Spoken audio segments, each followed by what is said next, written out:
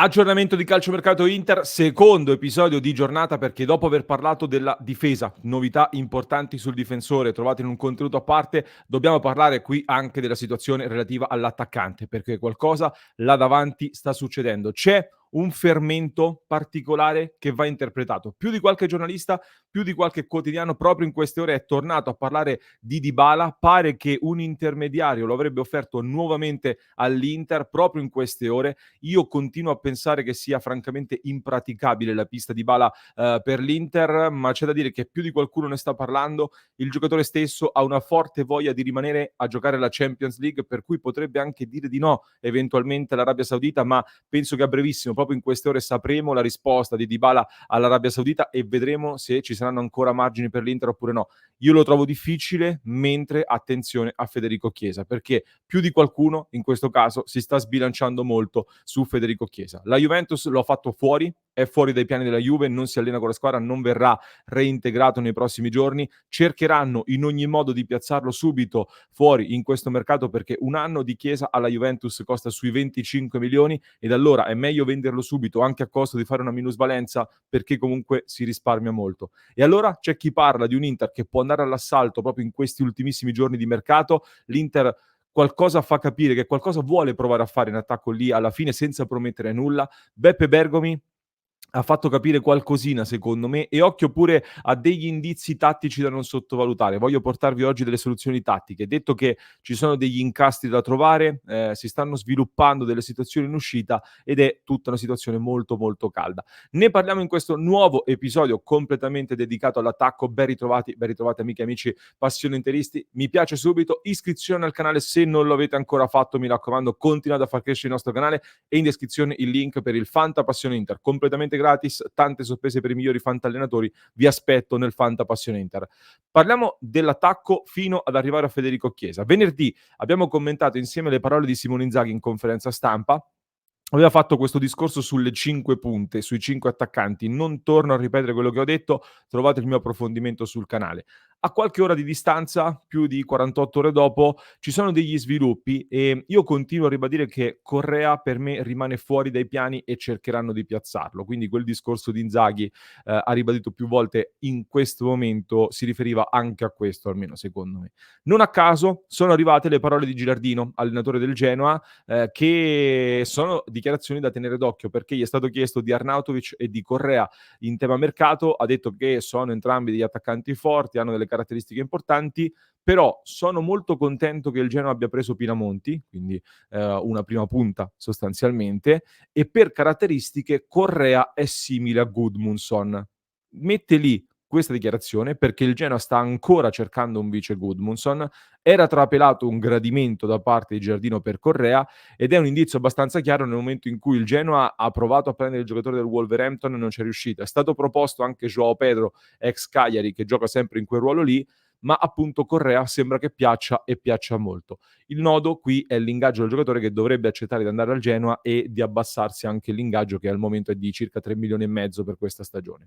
Comunque, se non sarà Genoa, io sono convinto che si cercherà in ogni modo di piazzare in uscita Correa e qui si spiega, come dicevo, quel continuo ribadire in questo momento abbiamo 5 attaccanti da parte di Simone Inzaghi.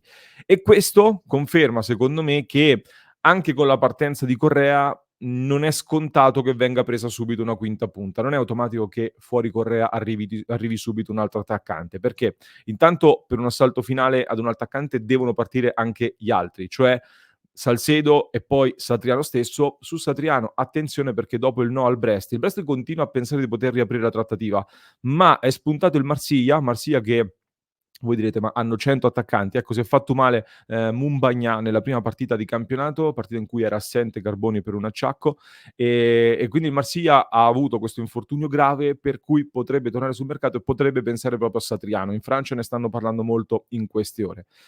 Quindi queste partenze sono necessarie per me, poi questa però è un mio punto di vista, per pensare all'acquisto di un nuovo attaccante è necessario anche l'addio di Arnautovic. Non solo per un discorso di liste, visto che l'Inter un difensore lo prenderà e quindi a quel punto un attaccante andrebbe fuori dalle liste Champions e comunque credo sia un problema da gestire, ma poi c'è anche un altro discorso economico perché penso che lo spazio a bilancio per avere queste 5 punte mantenendo anche Arnautovic non ci sia.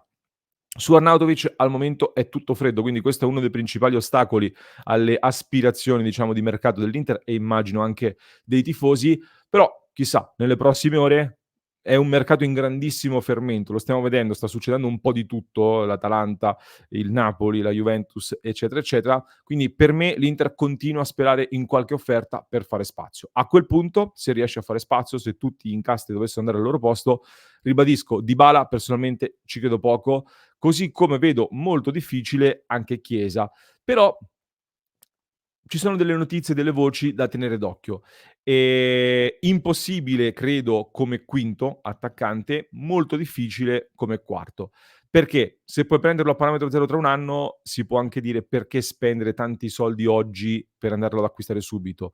Anche se chiaramente un anno fuori squadra lo vai a prendere tra un anno a zero, tra un anno è un giocatore totalmente da ricostruire con ogni probabilità. E poi c'è l'altro tema: perché fare un favore alla Juventus andando a togliere alla Juve un problema che hanno in questo momento? Ne abbiamo parlato più volte. Qui secondo me bisogna anche andare a pesare che tipo di favore fai alla Juventus e quanto è un favore per te, diciamo. Cioè, se ritieni che Chiesa sia il tassello perfetto per completare la rosa quest'anno perché ha quelle caratteristiche che ti mancano, allora anche se fai un favore alla Juventus può essere giusto andarlo a prendere, perché comunque, come detto, alla Juventus, a livello economico, puramente economico, alla Juve conviene anche vendere Chiesa a 2, 3 milioni comunque facendo una minusvalenza importante, piuttosto che tenerlo 1 anno, visto quanto costa per rimanere in squadra per un solo anno. Ecco, diversi giornalisti quindi stanno spingendo molto sull'Inter, devo dire in queste ore, una possibile Chiesa-Inter negli ultimissimi giorni di mercato. L'ultimissimo che ho visto è stato Paganini della Rai che, con tutto il rispetto, non è la fonte più affidabile di tutti, ma dall'Inter in vantaggio. Ne ha parlato Zazzaroni, che pure qui so che arriveranno tanti altri commenti, ma Zazzaroni dice che Chiesa vuole scegliere eventualmente tra Inter e Milan, quindi niente Roma, che con l'addio di Dybala per me poteva essere e può essere l'opzione principale. Su questi affari attenzione però, perché Zazzaroni è ben informato. C'è stato poi l'indizio di Beppe Bergomi da tenere d'occhio. Non so se avete visto questa clip che è diventata virale un po' sui social. Sky Calcio Club, la trasmissione di Sky della domenica sera, Di Canio che va un po' a pungolare Bergomi e parlando di Chiesa gli dice non fare il furbino, tu sai che stanno trattando, che sostanzialmente così, e Bergomi un po' imbarazzato conferma e dice di sì.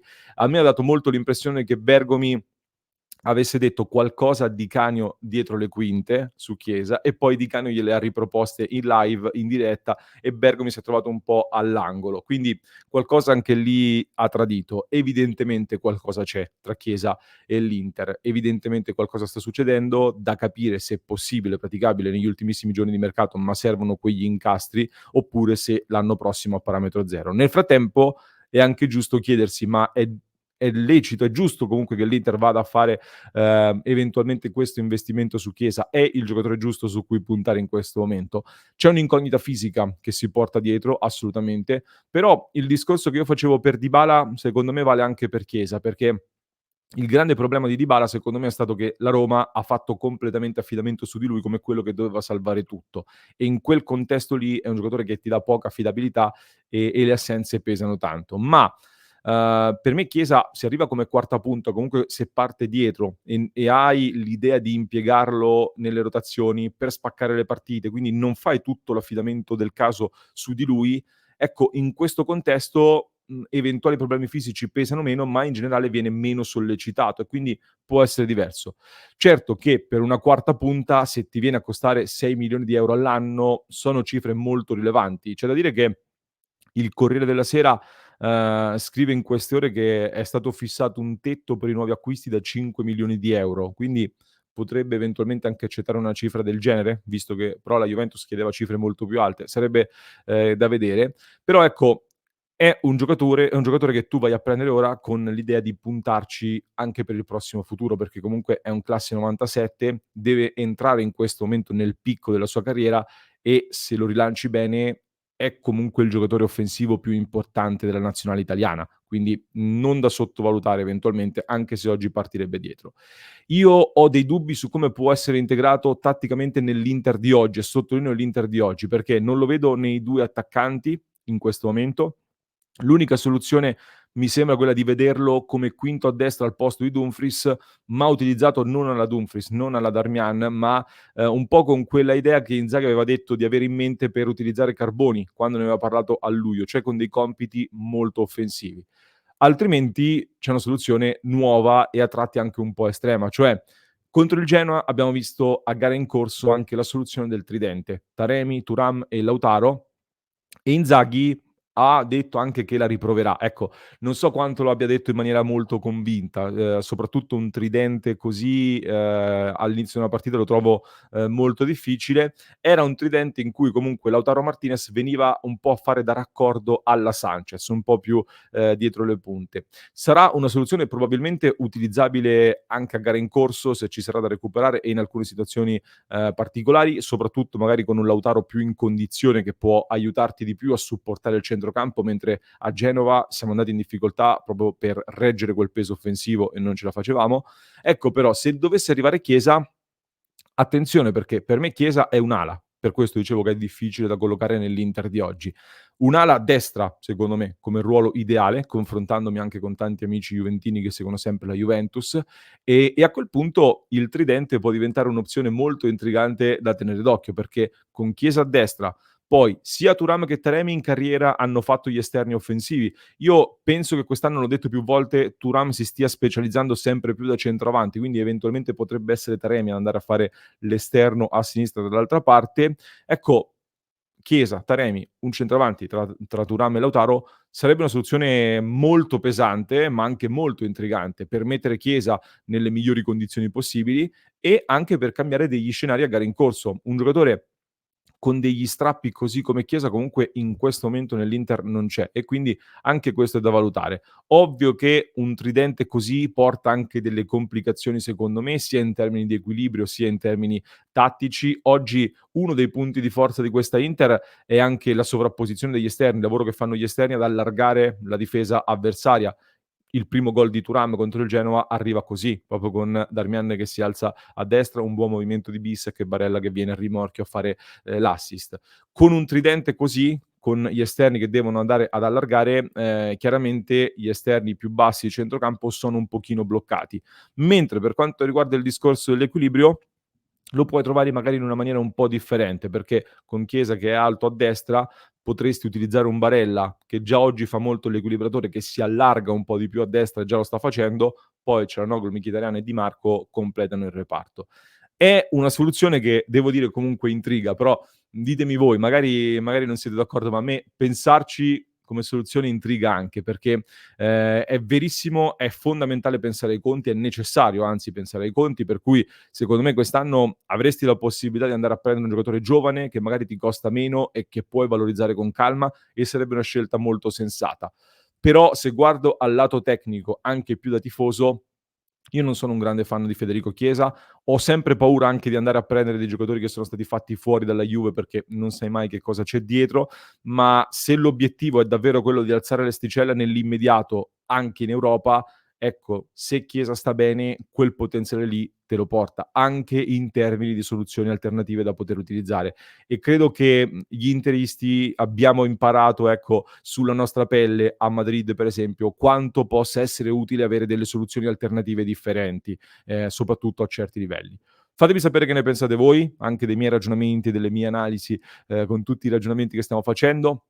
Nel club di Passione Inter la discussione è accesissima, quindi vi aspetto su www.passioneinter.club per parlarne insieme a tutti noi. Mi raccomando, vi lascio con l'altro approfondimento sul difensore, lo trovate in descrizione per chi ci ascolta in podcast, mentre per chi ci segue da YouTube vi basta cliccare qui.